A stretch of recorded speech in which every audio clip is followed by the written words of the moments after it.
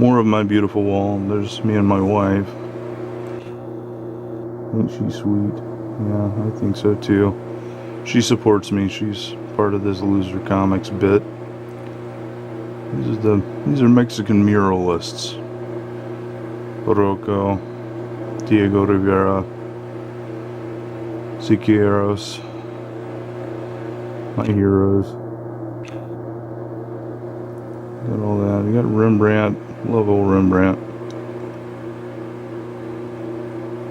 There's me when I was young. What do you know?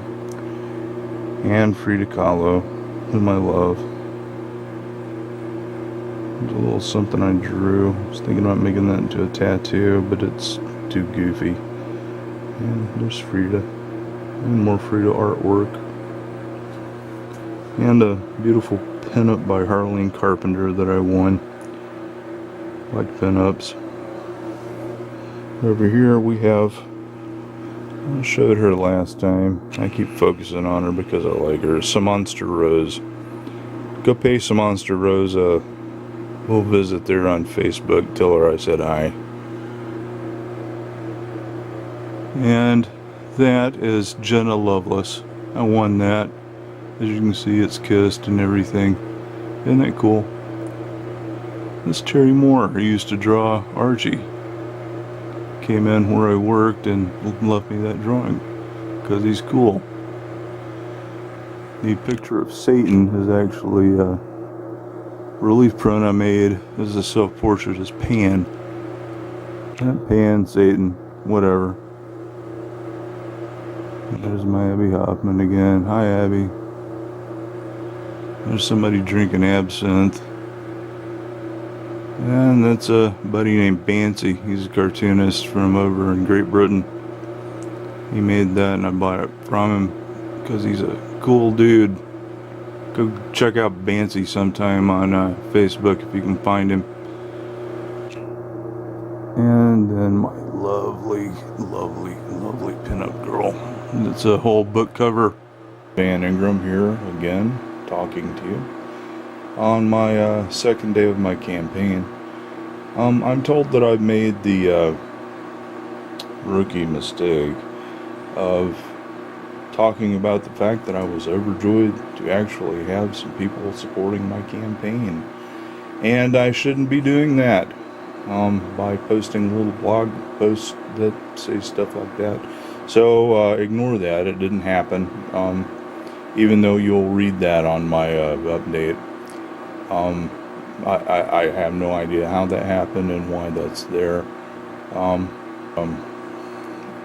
This wonderful shirt here, and my hat that I have to wear by state law because I live in Texas, and you know Texas is a rough place to live because of these state laws. So how am I feeling? It really doesn't matter. Just I am overjoyed, but let's focus for a moment on the work. How is the work coming along? Well, I'm working on the work. That's why they call it work. I'll show you a piece that I have worked on and how I did it. How about that? So that's the first page of it would be Skip Dog and Weirdstock are looking for a job, and they've gone to Lucretia, the gun dealer, job counselor, whatever she needs to be to raise some money, and they're just kind of being amazed at Lucretia for obvious reasons. And Lucretia is doing her usual bit of being absolutely insanely outrageous and finding them a job that is totally worthless and conning them into doing it and paying her for having performed the service. Let's zoom in a little bit here. Yeah, you can get an idea of how big this piece of artwork is in reality. It's 11 by 17. Oh, stop looking at that. Yeah, look, hands. The eyes are up here, right there. The eyes are really nice. See? Nice eyes. Let's see if I can zoom back and go in on the eyes a bit. Go on. Well, how did I do that? How did I do all that artwork? It's easy. It's easy. Anybody could do it. Of course, why anybody doesn't do it, I have no idea. All it takes is a little thing here called a crow quill pen. See that crow quill pen? That's the little dog I use to make all those little lines. It's a dip pen. You dip it in this ink. My personal preference is this Liquitex acrylic ink. Liquitex acrylic ink I find works really nicely. It's nice and dark. It dries quickly. It's expensive as heck. Because I'm not probably allowed to say hell on one of these videos. I also use a number 7 sable brush, series 7 sable brush from Winsor & Newton, which looks like this. Normally I use a number 2, but I found that the number 1 size works even better. So that's my number 1 that I'm using to death at the moment, and have employed on all sorts of artwork and things that you've seen if you've gone to the website, which, remember, is right there, www.losercomics2.tumblr.com. If you go there, you can see the comic, or as much of the comic book as is ready to look at, and what essentially you're donating money for me to publish. So there's your nice piece of artwork, 11 by 17, right now in spanking black and white, because black and white is just the stuff. I love my stuff in black and white personally, but I find that people enjoy looking at artwork in color, so I wind up coloring it on that computer that this piece of artwork's leaning on, and I do that in Photoshop and with Illustrator, just really old programs of it. That's my scanner, really cheap scanner, that does amazingly well. There's just certain things it won't pick up.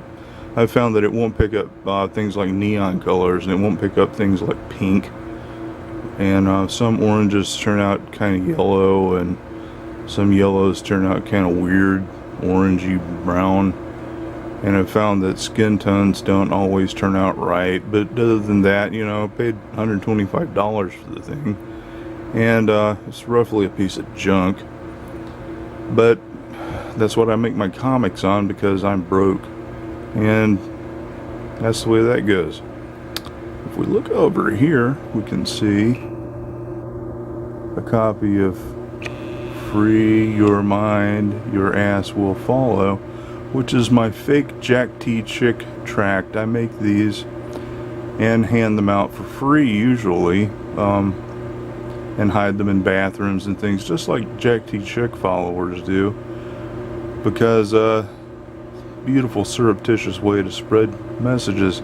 This particular message for this comic book is that you can be creative.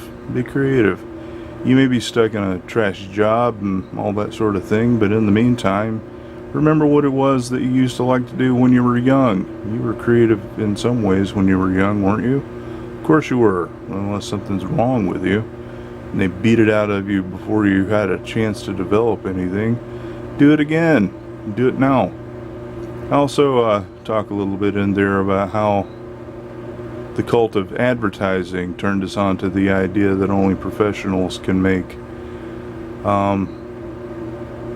our entertainment, such as we buy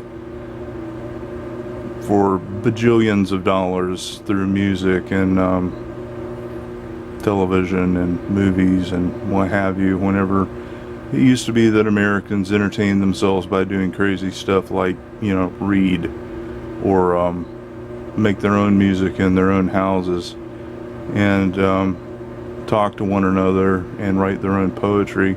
Even if it wasn't all that great, and you know, no one's going to get the Nobel Prize for any of it, it was creative, and it made their lives richer.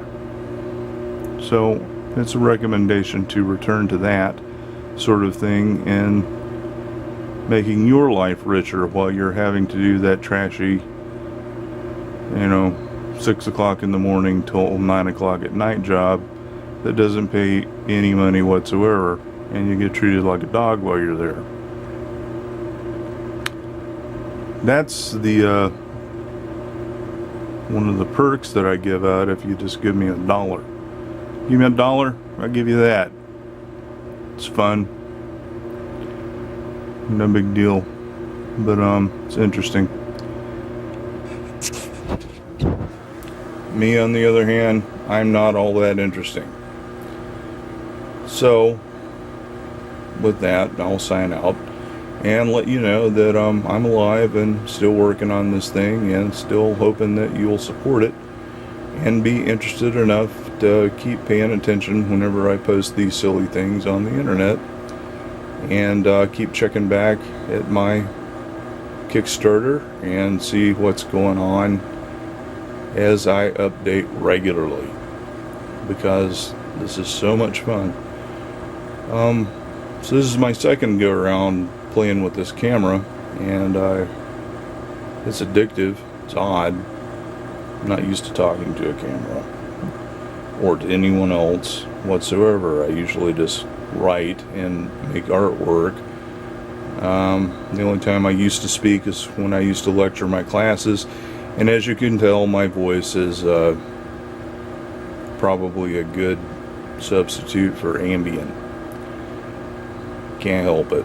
It's what I was born with. You work with what you got.